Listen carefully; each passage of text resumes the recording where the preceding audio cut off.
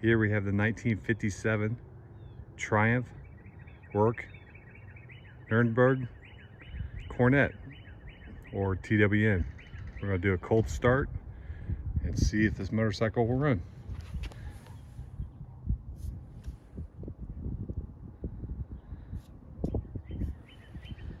So what we do is turn the airflow, turn it off or close it, give it a fourth on the gas, and come over here and make sure that cock is on. It's on, facing down. And then we'll go to put the key in, push down and turn.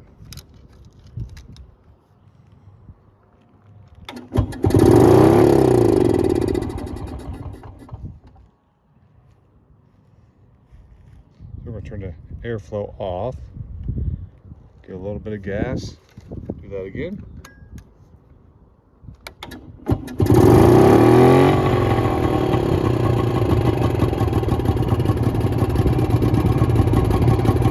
Let it warm up for about 30 seconds, and I'll have to switch to my other video to show you driving it. And I'm going to try to get in through